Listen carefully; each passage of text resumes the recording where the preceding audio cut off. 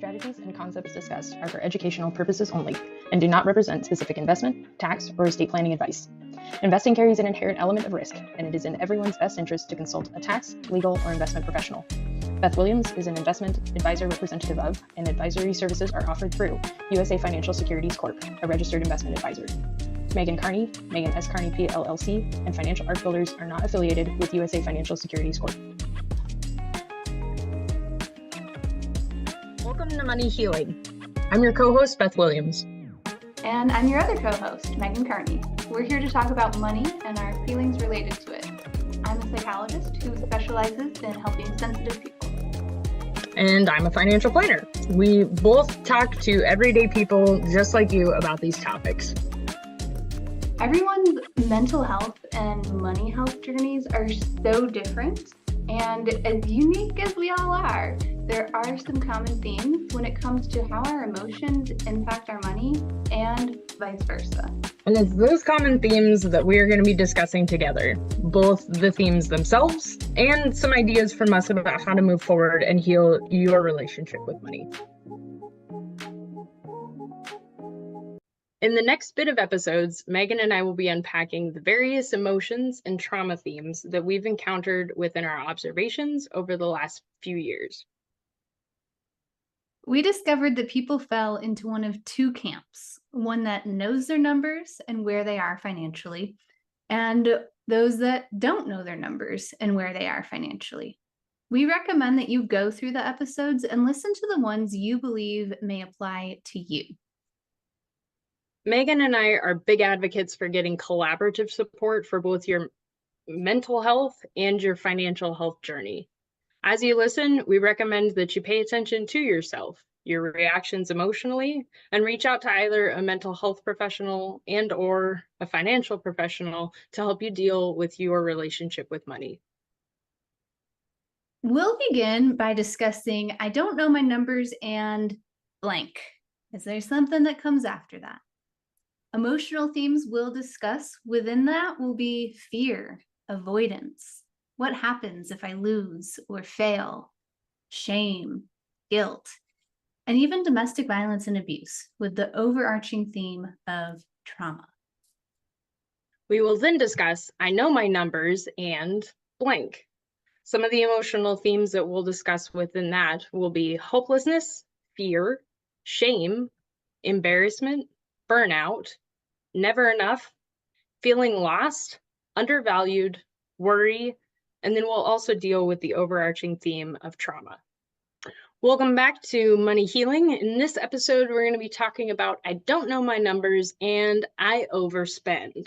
This goes into maybe I don't know what a budget is or I don't have one. Maybe I'm afraid of getting one set up. I get myself into trouble. Maybe I'm avoiding it, that kind of thing. So we're going to be talking that through. Megan, I was on a call and I was watching Susie Orman, whom I'm a fan of, and she had this brilliant quote, which was live below your means, but within your needs. And I loved that because I think that really goes into budgeting and really defining what it is that you need and also what it is that you want. But I think oftentimes we just say, oh, live within your means. And that doesn't really tell us anything at all. No, it doesn't. And it doesn't tell you anything about like, well, do you need to make your means higher? Can you make your means lower? Yeah, well, and we talked about it last time where it was like, if you're in need, yes, we know that we need shelter, we need food, but then also there's like medical expenses. And I was actually just talking with a client a couple of days ago where they have a new drug that is a life-saving drug that's a grand a month that they didn't have budgeted for. And that's a need now, but it wasn't a couple of months ago, So it was like helping define that, I think was really great. But I really loved that quote. Yeah. So I'm curious for you when you're working with clients who come in and don't have a budget, like what do you think is getting in the way there for them? Or what do you hear? I hear an overwhelming amount of guilt, maybe. I mean, I'm not a therapist, so it's really hard for me to, you know, monitor through those conversations. But it's usually like most of us feel like we could have done a better job with our spending. Most of Mhm. us feel like we didn't need to buy that knickknack in the store. We didn't need to buy this extra pound of coffee, whatever it is. And it was like those impulse buys that we really feel guilty about. Mhm. But it's honestly also avoidance of just if I Mhm. don't look, then it's not going to bother me and it's not a big deal. But then Okay. the other thing is it's just hard. It's hard to build a budget. And if you Mhm. think that you're bad at budgeting, so is the US government. It's okay. It's like, it's like No if wonder we we haven't learned. it's like even our leadership can't agree on a budget. It's really hard because one of the first things that I go into when we start to build out a budget, if needed, I mean, if you want a budget and you want somebody to go through that's a safe space to build that out for you, I'm happy to do that. I don't mandatory make us do, go through that in our process. That's more of an opt in, opt out on your own comfort level. But it's usually like my first ground rule is every month is an exception month. Therefore, every year is an exception year because there's always some annual bill that comes up that we don't know how to throw into a budget. Do I make that a monthly Mhm. amount and just, spread that over 12 months? Do I make that? How does that work with the software that I'm using? But then Mhm. it's also like there was a holiday that came up, or I had family in town and they only eat vegan food or whatever it is. And so I had to go on a special shopping trip, or I had a birthday, or we had somebody that got sick and we had a medical expense, or we needed to go see family kind of last minute. So it's usually that there's some emergency that came up and that throws off our budget. And that's what really is hard about budgeting. Um, I one of was my gonna favorite say that, like, that is the hardest part of budgeting is trying to account for all of those things that aren't your regular monthly expenses. And like twice as hard if you have a partner that you're doing it with, right? and 3 times harder if you have a kid too, or Yes. multiple kids. And it is really funny because when I talk with parents, who still have kids at home, that's usually something that we run into is really there's your budget, there's your spouse's budget, and then there's your kids' budgets, and they have their own stuff. And so, for And instance, your just with pet's budget. Like your we've pets, got a dog budget. yeah, your dog now has diabetes and you have a whole new, category that's showing up Mhm. every 6 months or something. Yeah, exactly. And it's a reality check about where it is that we're at in our life cycle, which I'll touch in a second. But just with my husband and I alone, it's just the two of us. We don't have kids, we don't have pets. We have a pretty simple lifestyle for us. But I can promise you that after I'm gone, his book budget will be $0. But my book budget is $50 a month. So it's like there's it's really funny because there's things that he would spend on that I wouldn't ordinarily do. So you do have to figure out between you and your significant other, what is your budget? But then again, it's also your kid. Your kid has sports activities, or maybe they're a gamer. Maybe there's some sort of, sleepover that they had to go to. Or if you're like a lot of parents, your kid shows up and goes, by the way, I need 80 cupcakes by tomorrow morning. And now you have to run to the store and you weren't anticipating it. So it's really hard. And I think just going in knowing that it's hard and everything's an exception and that you're in a safe space Mhm. really starts to help to unpack all of that. But so for the life cycle, so we talk about this a lot with clients because we've got clients of all different ages. And there was a study that came out of MIT that was specifically on aging Americans and what aging is today and that kind of thing. And as our longevity increases, they had gone through and mapped out that basically you could put life into 4 phases of 8,000 days each. And the 8,000 days is about 22 years. Mhm. So there's 4 different phases again. That's learning, growing, maturing, and exploring. And so it came into, for instance, for the first phase, you are dependent on your parents. That's 0 to 22 years old. You're probably still living at home. You are very dependent on them financially.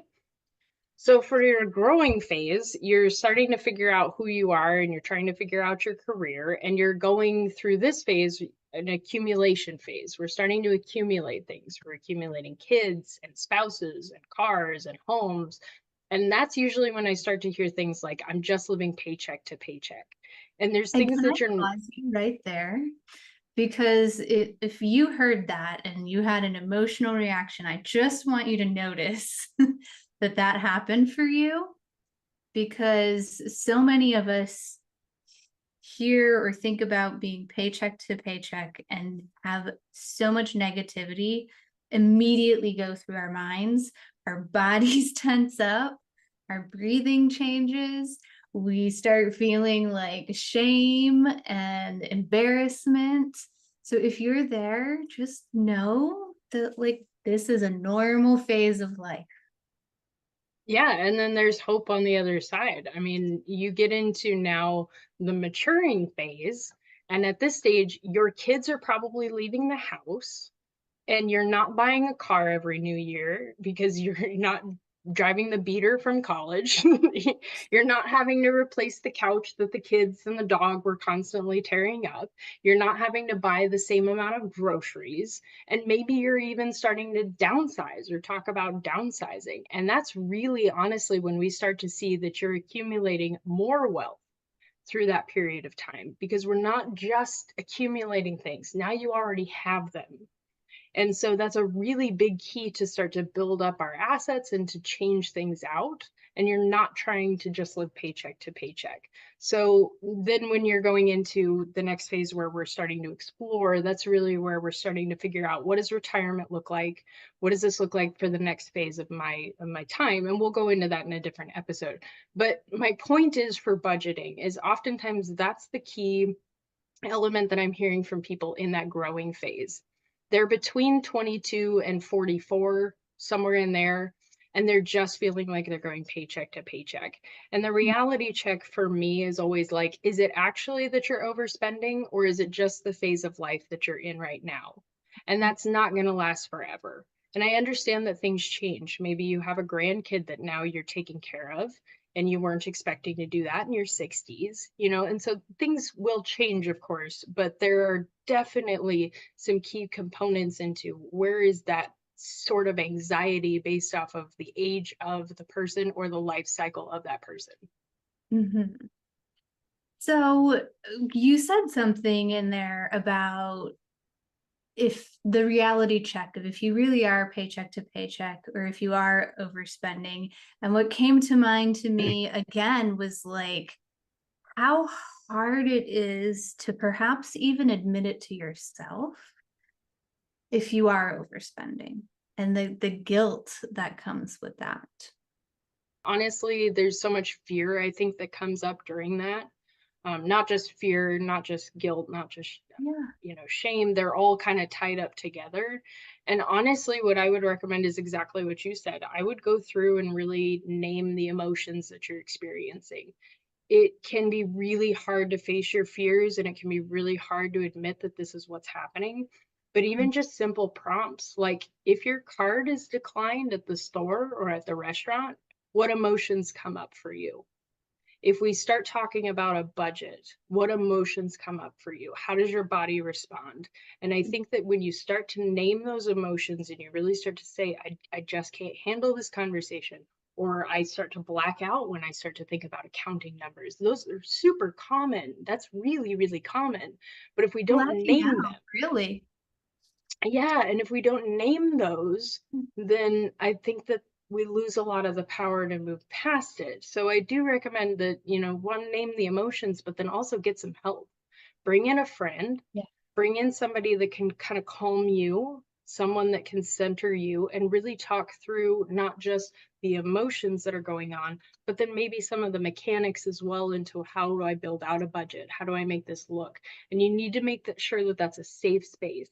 Maybe that's a therapist, I don't know. Maybe that's a financial professional. I love those conversations and I love the budget conversation. But it really, you need to go into it knowing that you're safe and knowing that you have someone that can work through those issues with you, I think. I mean, what do you think, Megan?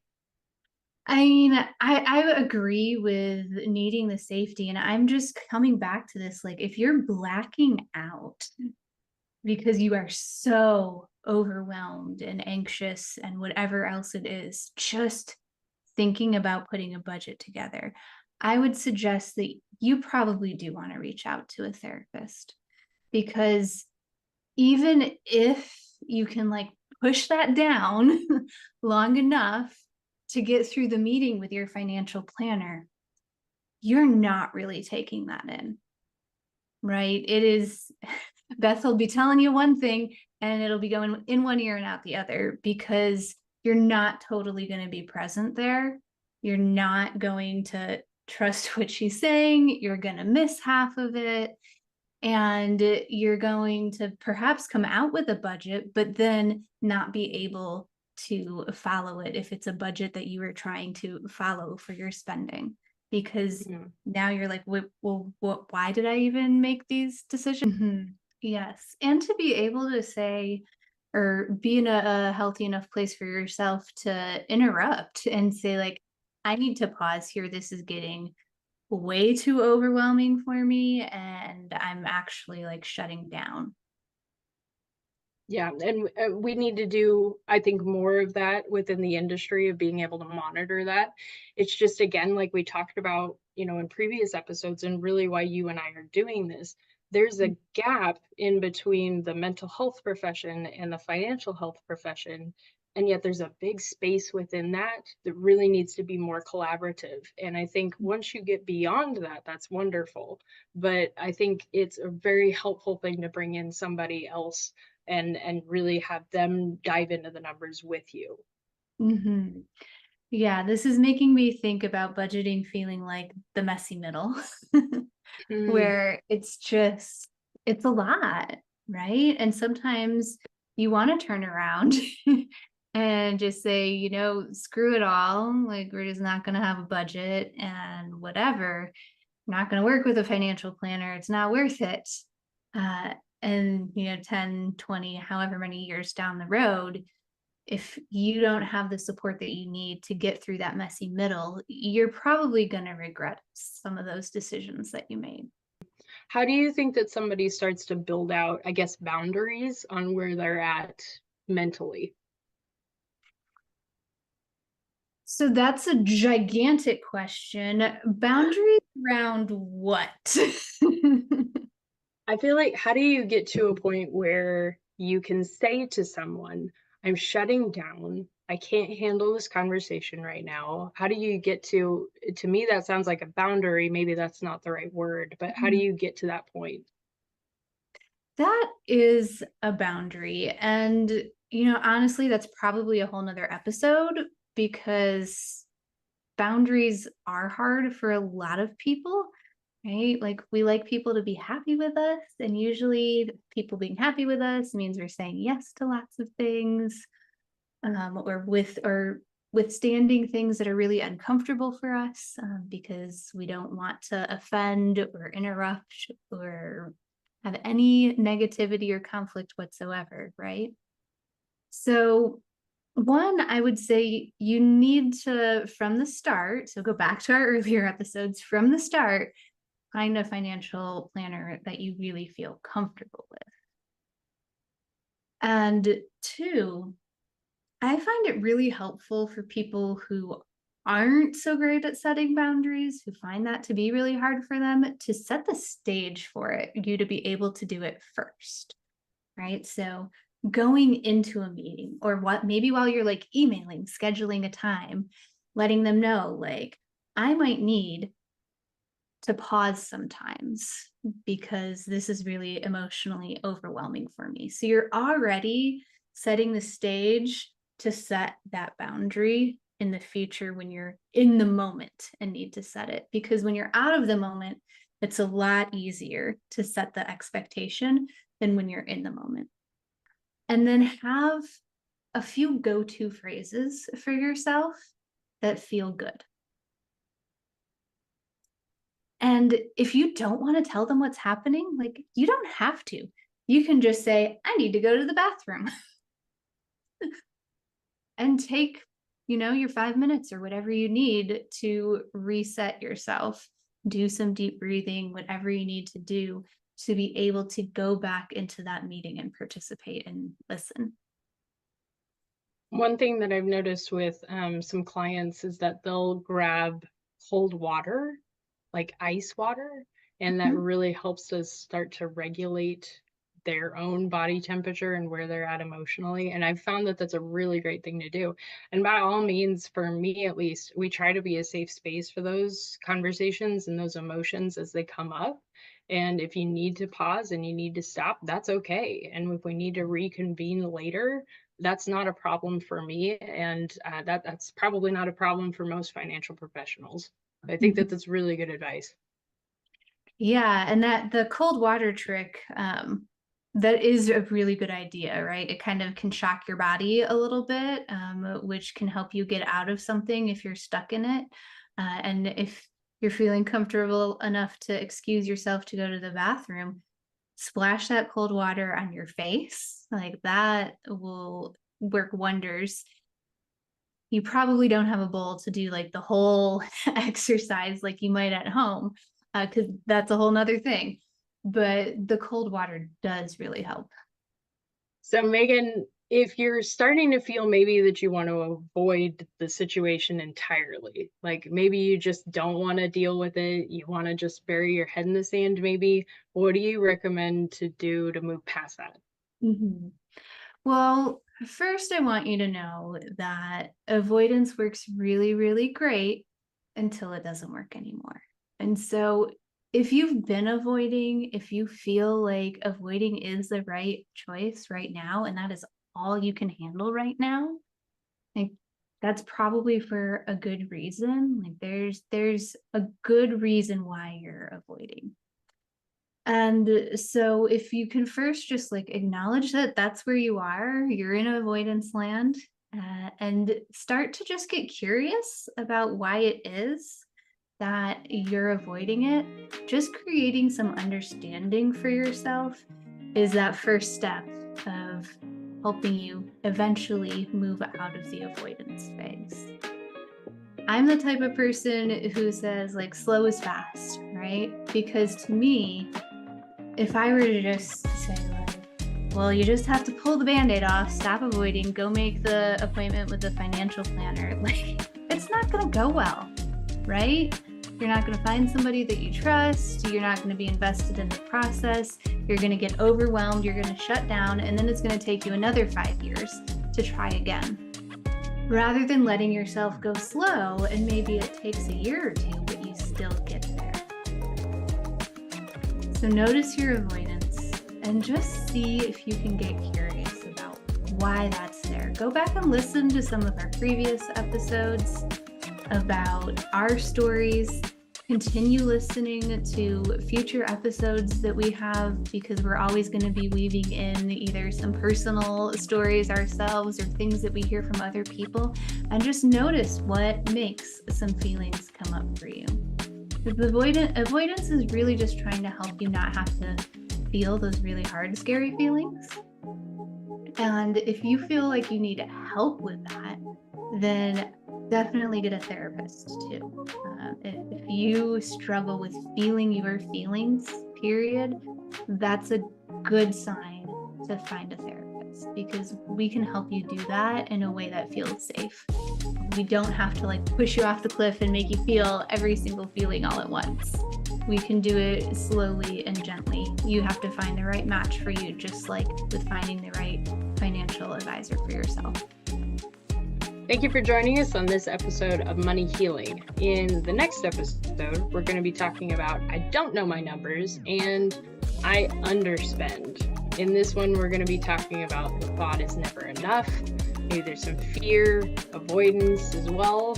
And I avoid spending because I'm afraid of what happens if I lose or I fail. As always, you can connect up with Megan via her website or me via mine, and those links are going to be below.